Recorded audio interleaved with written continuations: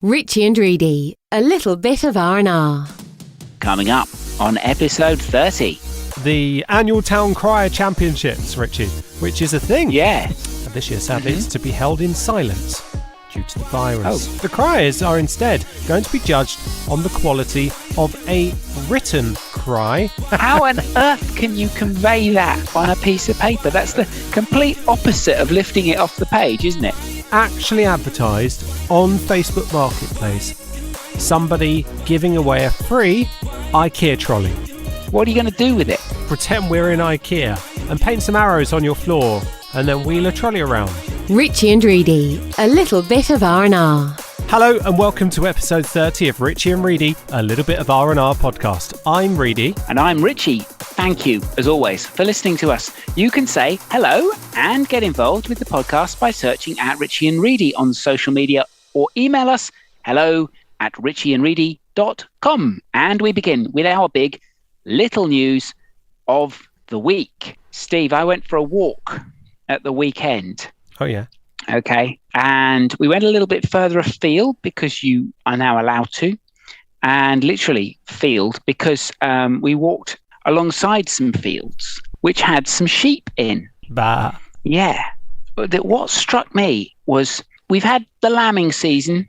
You know, people associate spring with the lambing season. So you expect at this time of year, if you go out for a walk, to see the little lambs jumping around the field, don't you? And you see it and it fills you with joy and happiness and the thought of a roast dinner. It's true, though. It's true. It is, isn't it? But we walked past this one field and there was this exact scene with all these lovely little lambs jumping about, and then their mum walks off and they run after, don't they, because they get a bit lost. But then on the other side, there was these other sheep, and I think it was a slightly different breed. Yes. And there were obviously some lambs there. Right. But they weren't the little lambs that jump about and everything. They were a little bit grown up. Oh. And I'm thinking they weren't obviously adult. You could tell they weren't adult sheep. They were still lambs, but they were significantly grown up. So I'm sitting there thinking, well, have they just been born a bit early this year and they've just grown, or has the nice weather helped them, whatever. And I'm thinking, they look more like teenage lambs because they were sort of just being a bit sort of, they look at you and they give you a little sneer and you think, all right, okay. And then there was a black sheep, and that's obviously one that's going through the gothic stage, and I'm looking at these lambs thinking, you're not impressive at all. You're just teenagers and you just want to be on your own. Yeah. And there's me out for a lovely walk, want to admire you. And not doing it for me. I'm not impressed. No. So we walked on by. But I've never ever seen that before. I've always seen, the little lambs and then they grow into sheep by the following year, don't they? I drive past quite a lot of fields on my journeys, and you're right, there are more lambs about. Same fields every year. Farmers obviously let them out, don't they? Just to get the lawn cut. Cheap lawn cutter. They do normally have. It's normally just a mum and the couple of kids and stuff. Well, not kids. That would be a goat. But you know what I mean. And a couple of lamb.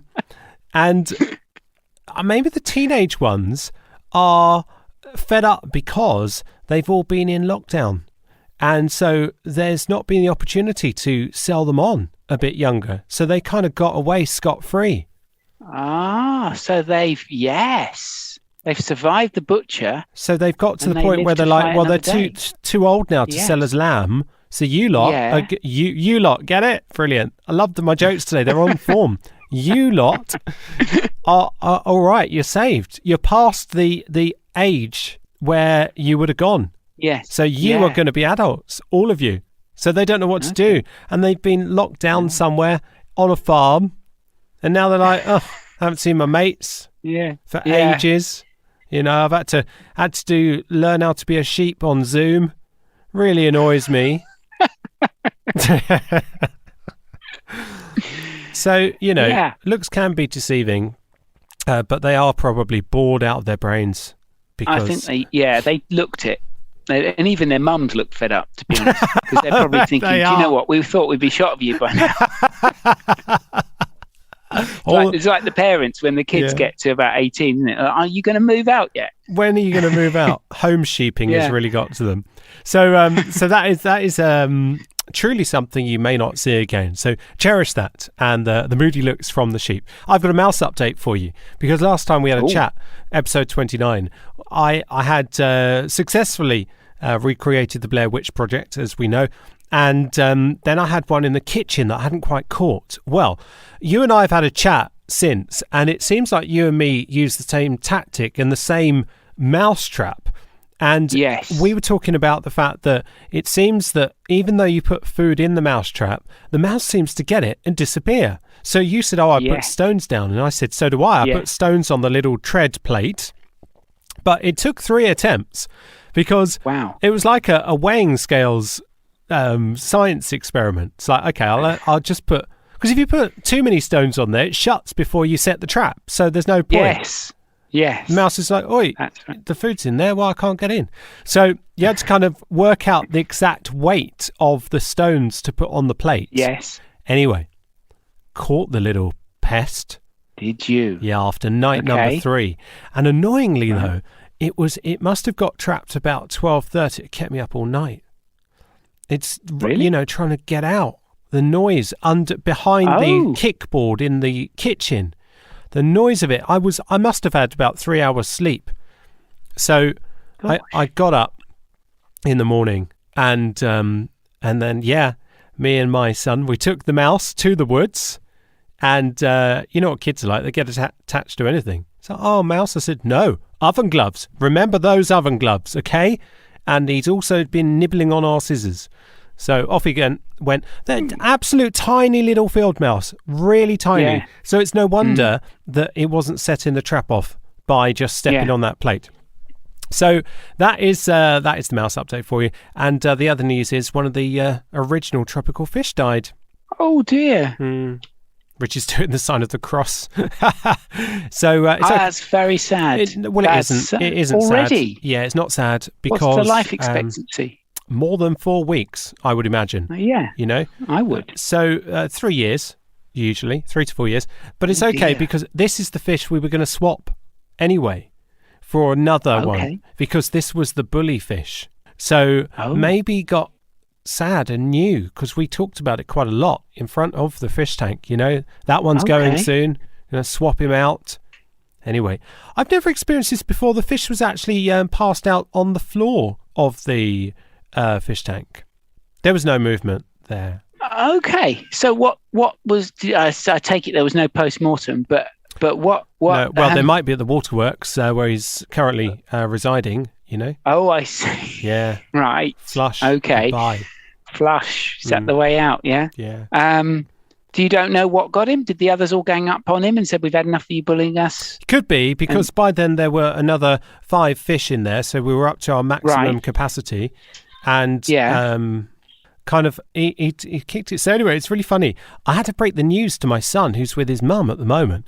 And I phoned and said, look, I just want to let you know that this had happened. And also, his favourite fish doesn't look very well either, fish face. And she was like, oh, okay. I said, but I can tell you, when you tell him about this fish, the bully fish, he'd be like, yeah, that's fine. And she phoned me back. She said, I couldn't believe it. I told him about one fish. She said, yeah, it doesn't matter about that one. So how's fish face? Okay. He wasn't too bothered. Wow. And fish face, thankfully, has seemingly improved and is back to his normal cheeky self. That's good. So all the fish are good. I've got a little snail in there now as well that goes along the side and cleans it. It's a little cleaner. Oh, nice. So funny to watch a snail when you watch it stuck to the side of the tank, his little whatever it is, mouth, like chewing away. Eats up all the gunk on the side. Yeah, absolutely. Now, before this week's or not quiz, I have a statement to read out, Richie. Yes. This week, there's been discussions of the or not quiz forming a breakaway European Super League or not quiz, where at the end of the year, no person would be the loser and no person would be the winner, and both Richie and Reedy would be paid millions of pounds for taking part. Following recent reactions to this in London, Liverpool and Manchester, it has been decided that the proposed breakaway competition, the so-called ESL ONQ, will now not be happening, and we look forward to continuing with the existing format. Richie and Reedy's owners, Steve Reed and Richie Hawkins, would like to apologise for any upset this may have caused our listeners, who are always the most important part and the lifeblood of this podcast. And we thank you, our listeners, for that continued support. On that very theme, Steve, this week, one of my jobs at work has been to produce the summer timetable for Liverpool Lime Street Station. And as lockdown rules on travel are soon to be lifted, if you're from Liverpool and you fancy a break away, where can you go? We're about to find out, Steve, as we play accessible by a direct train from Liverpool Lime Street or not. The or Not Quiz. And your host this week, Richie Hawkins. Welcome to the Or Not Quiz, where every episode we take it in turns to choose a subject that we generally know nothing about, and we do our best to catch each other out. The scores after week 14 of this year are Richie 7, Reedy 7. Level you ready pegging. then, Steve? Well, I'd quite like you to repeat that, the name of the quiz again. The name of the quiz, accessible by a direct train from Liverpool Lime Street or not. How am I going to fit that into the podcast notes? Yeah, it'll probably get clipped, won't it? Well, that'd be it for the. You're right. You read about what's coming up. Yeah. That would be it. Yes. And then the email address. You happy with what I'm going to ask you, or do you want me to give you the lowdown? I'm going to guess that it is to do with trains that journey through Liverpool Lime Street, and the trains that go to Liverpool Lime Street. Do they go there or not?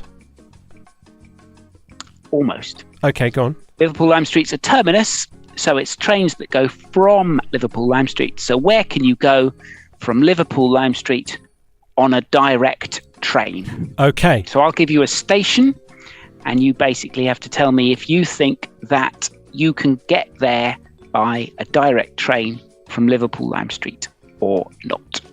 I feel like when I edit this together, I need a do. Little station announcers, ding dong, like you get at Waterloo. Yes. Go on then, do it in the way of a station announcer. Oh, that was my dream job when I was at school. It was. Well, now's your chance. I used to practice. Now's your chance. To practice. Do it now. Do the whole quiz. Do the questions like that. Whole quiz. Not the whole. Just the questions. Go on. I'm standing. I I'm standing have to at say my before I platform. start, there's a lady at York Station who actually sings it. Who sings the train announcements because she used the same, and it's very good. So welcome to the Or Not Quiz. And why have you turned slightly Irish there? Why? What happened? Wasn't meant to be. You went Irish there. Welcome to the Or Not Quiz. Yeah, you are. Yeah. It's good to have a regional accent. I mean, there's some work in it for you. Here's your big chance. You never know who's listening. It's your big opportunity. I'm stood at my platform. I'm there. I'm waiting for my question.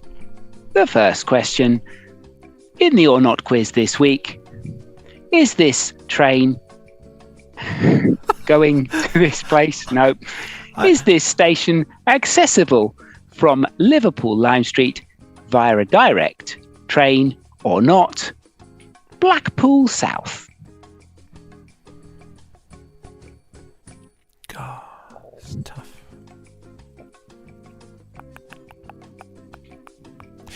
I am picturing a National Rail map in front of me now.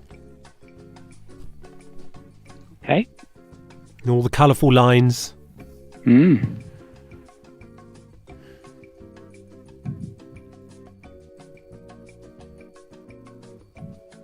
I'm going to say yes. There is a direct train from Blackpool South to Liverpool Lime Street. Yes. You're saying yes. And do you want to know why? Yeah, if you like, yeah. Because I haven't often gone into Liverpool Lime Street, but I've been to plenty of other London terminals, and none of those, I don't remember trains coming in from Blackpool South. So that's why I'm saying that. Okay. Fair enough. Fair enough. So you're saying yes. Yes. Right.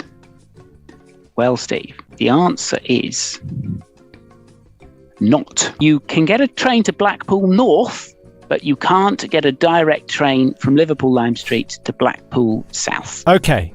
I'm ready for the next one. Okay. The next one, Steve.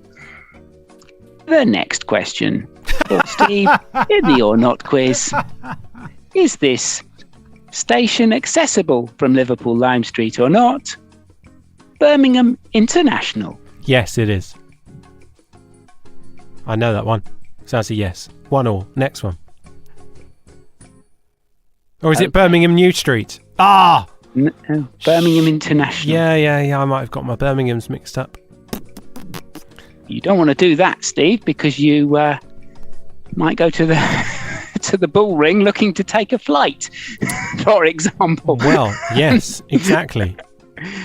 Okay, fine. I'm still going to say yes. You're going to say yes. The answer is not.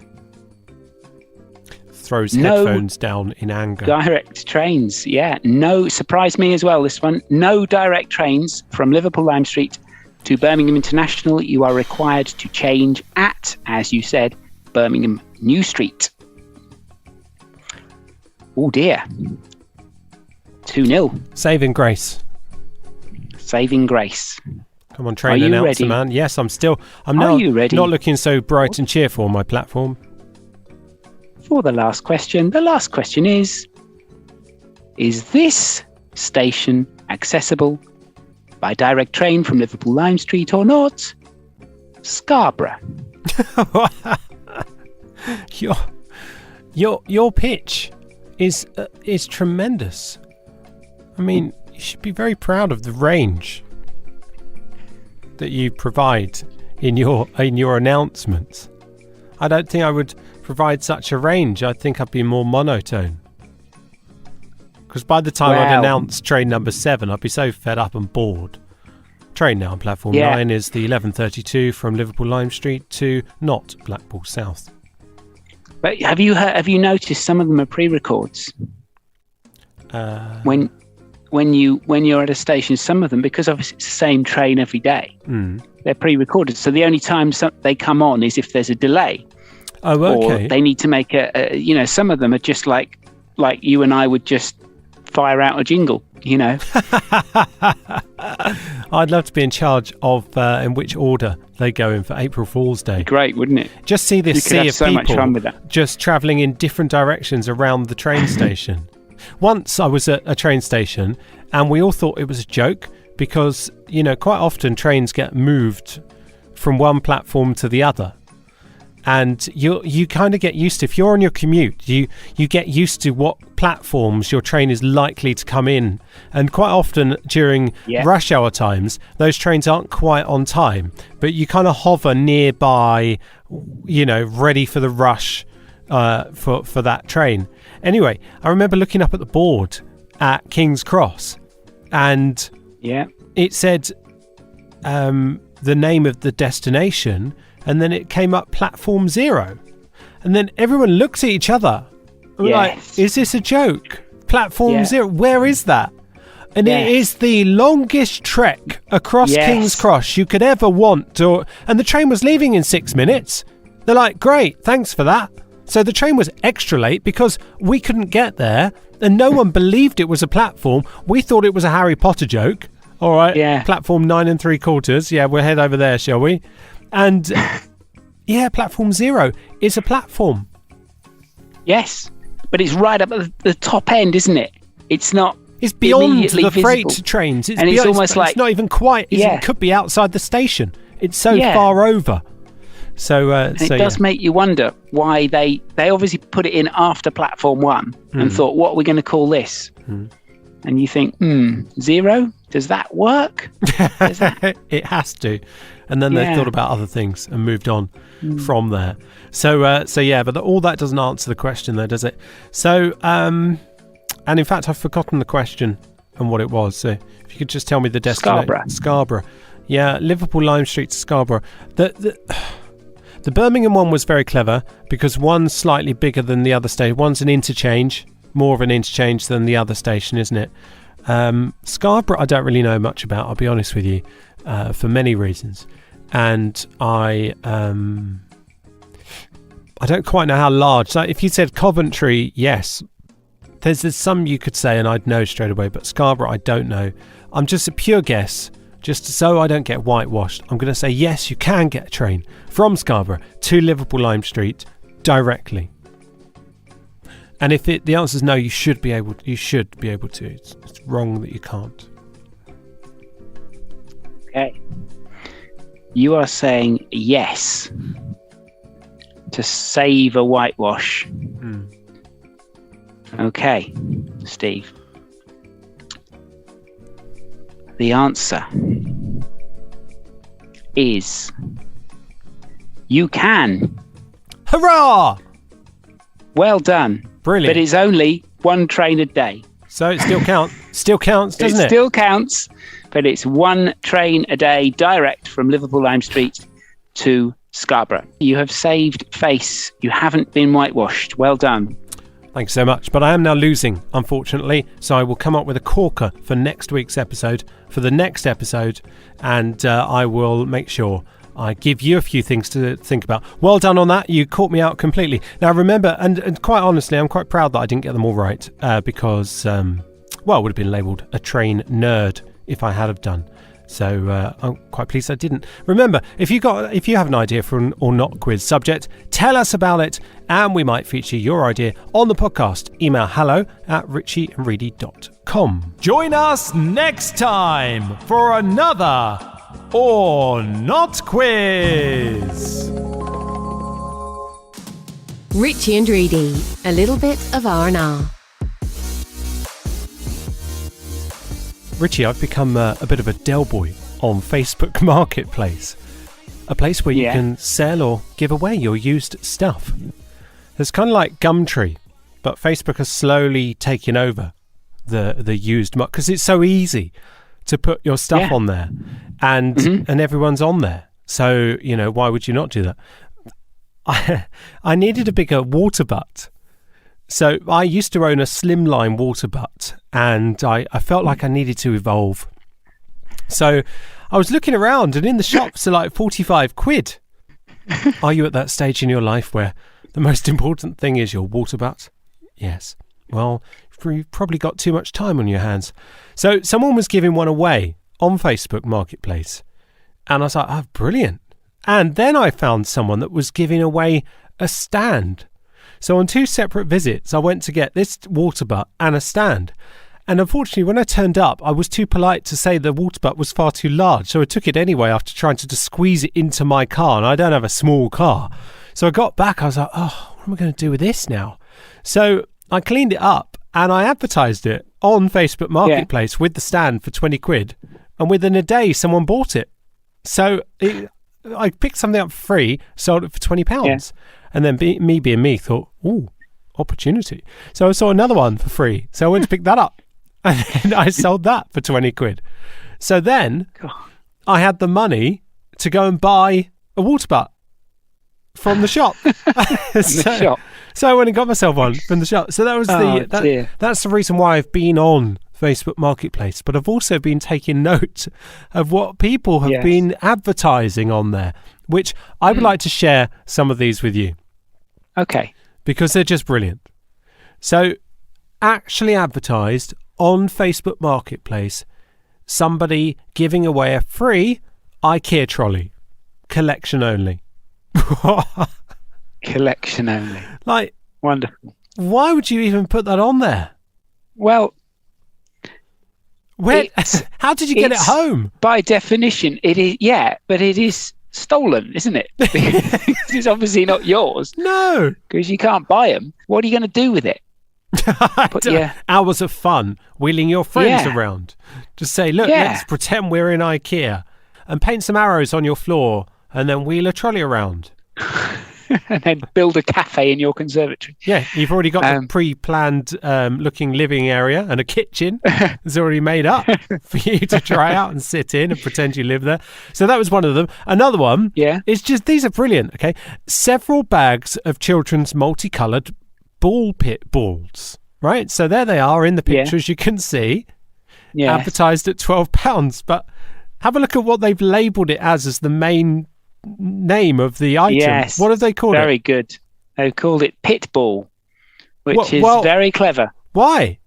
Yeah. Why would you? Well, Why is that clever? I suppose it's a pun, isn't it? That's ridiculous. Yes, but somebody perhaps thinking, oh, it sounds like pitbull. Okay, well, I'm not getting that, so let's skip over that Mm. straight away. Now, another one is there is an actual traffic cone for sale for £10, reduced from 15 if you'd like a bargain. There it is in its glory, with its reflective strip across the middle of its orange belly. They're heavy. They are, and I'm interested to know why it's been reduced, because usually you reduce things if if there's some slight damage, or and you think, well, they obviously thought they could get 15 quid for this, but then, or maybe it's just demand. Maybe, oh look, we need to sell it, knock it down to 10. I mean, who's gonna again? You put one of them outside your house, I think the first police car that comes past might be knocking on your door to say, "Excuse me." So actually, it's exactly that. When things aren't selling, people reduce them Yeah. down. Yeah, yeah. So if you like something and you think it's not going to be that popular, just save it and then watch it go down in price over the coming weeks. My favourite one out of all the ones that I've seen, it's quite a simple item. It's a brown 4-layered drawer cabinet. It's advertised as, okay? And my favourite thing about this, if you scroll down to the second picture, is in the description, right? There are no dimensions given and provided for this drawer. Yeah. And it says, it's completely like new condition. Size is good to fit anywhere in the home. Well, how do you know? Yes. And how do I that's a very know? good Because I point. don't know how big it is. Yes. Well, if it's the Yes. size of my screen, it most likely will fit anywhere in my home, including my pocket. Do you know, Steve, if that were me, and you know what I'm like for detail, I would be questioning them on trades descriptions, because in my experience, a drawer is something that you have to grab hold of and pull out, Right. and it's and then push back in. For me, They're shelves. that is a It's the shelf. shelving unit. Yes, yeah, it is. Yes. it's a shelving unit, and that would far better describe it, because it is a simple open unit with shelves. There's no drawers on that, so the person doesn't even know what it's called, which is even funnier. Oh, it's a drawer. Yeah. If there was no picture, I'd think I was getting a nice little chest of drawers, and then that turns up, and I'd be no, thank you. What I might do to help potential buyers is buy the traffic cone, ask where the location of the drawer for £10 is, go around, put the traffic cone outside the person's house with a note on saying, do not bother.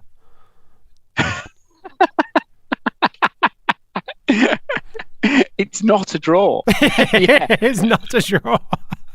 So there we are. That was my my finds on That's Facebook Marketplace. And if you get a minute to look through Marketplace, it really is worth it, because people sell some very strange and bizarre things. Not all of them legal. Richie and Reedy, a little bit of R&R. Each week, we talk about what things we've spotted in the news, media, or on social media, and we share them with you as our pick of the week. This one jumped out at me, Steve. Here's the headline. Dulux has had to apologise after making fun of Tottenham Hotspur immediately after being signed as their new sponsor. Oh, what happened? Okay. Well, I'll tell you. That's The good. paint brand said it was deeply sorry for social media posts that mocked the team's performance. The apology came after they announced their new partnership with Spurs last week. It posted a picture of the famous English sheepdog it uses in adverts getting a pretend tour of White Hart Lane. So there he is running out the tunnel chasing a ball, and there he is stood in, looks like the dressing room, and also seemingly there in the players' tunnel. But comments started to come in from fans, and Dulux's responses took a slightly sarcastic turn. So responding to one message asking whether the Dulux dog could play centre back, it said he might do a better job. No. And another post asked if Dulux planned to repaint the trophy cabinet, prompting a reply that surfaces should be dust-free before painting. Oh, no. What a great response. Clearly not a Spurs supporter that in charge of that Dulux social media. Wow, that is great. I love that.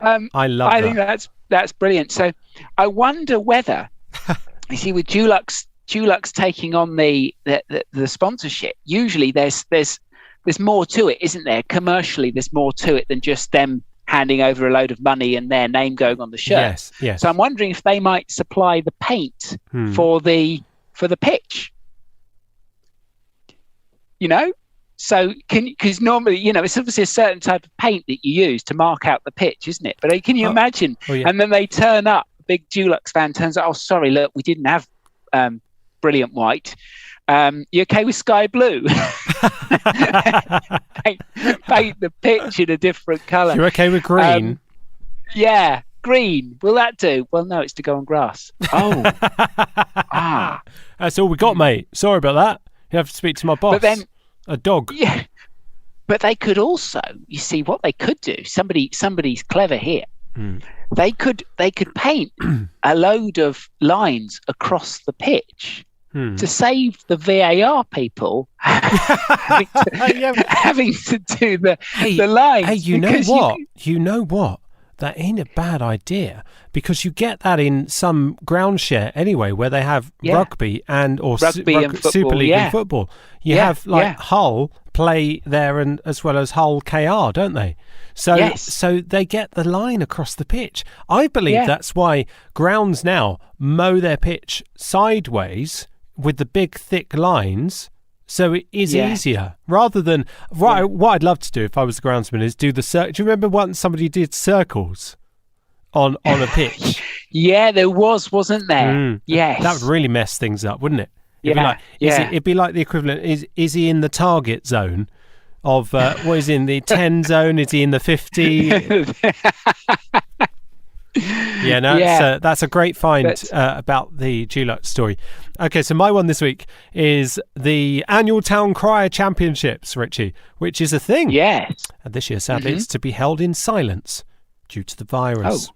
That's right. Oh, dear. The criers are instead going to be judged on the quality of a written cry and whether it stays on the theme this year and within 140-word limit. It's absolutely true. Do you think that they're all just going to write what they've got to say in capital letters in bold and just underline it? And everything's going to have an exclamation mark after it. Big font. Where do you start with this? Yeah. I mean, what would you do? Well, how would you? I don't. What would you? How on earth would you go about that? Because the whole thing is in the way the person says it. So how on earth can you convey that on a piece of paper? That's the complete opposite of lifting it off the page, isn't it? It lift it back onto the page. Yeah, it certainly is. What they should have done is they should have got them to record in their own private space. Yes. On their phone or whatever and emailed it in. Do you know, I think I think you'd have had a few distorted ones, though. Oh, yeah, of course you would. The Can you microphone, imagine you'd it? hold it about this close to your Yeah, face, yeah. and it would just be just off the scale of distortion, wouldn't it? Yeah. What is it? Mr. Blessed would be the first to mind. Brian Blessed. Yes. Oh, how good. Yes. With his He big is beard. exceptional, isn't he? Yeah. So I do wonder, and maybe somebody could email us and let us know, why did they not allow them to record at home and send in their vocal talent? I'm puzzled. Unless they're worried about people who superimpose another voice over the top. So they lip sync it and use someone else's voice. Okay, so video it then. Yes, that's right. But you could, if you've got access to video software, you could, in theory, if you're a good lip syncer, you could use a voice track from someone else. Couldn't you? Zoom call, do it live. Yes, Zoom call, do it live. Yes, There you go. that would do it. Brilliant. We should organise this event, and we don't know anything about it. Richie and Reedy, a little bit of R&R. Now it's time for your mentions and messages. Email hello@richieandreedy.com with anything you'd like to say. We love hearing from you. Keris from Carmarthen has been in touch, and she says, Steve, she enjoyed the story about the man who got paid in pennies. Do you remember that? Yeah, The man who in the got paid wheelbarrow. his final wage slip. Yeah. She says, I once gave my brother £20 in 2p's for his birthday. Brilliant. That was the thing to do, wasn't it? Give the age. Yes. Yeah, I used to get my pocket money in my age. So I remember getting 9 pence when I was 9. Oh, so Yeah, not like so looking forward £9? to- No, 9 pence, because with that, you could buy a few sweets. So yeah, when I remember getting to 10, and my dad gave me a 10p coin, and I was thinking, wow, I'm rich. That is, you are. Well, indeed. It's your name. Oh, that's Yes. great.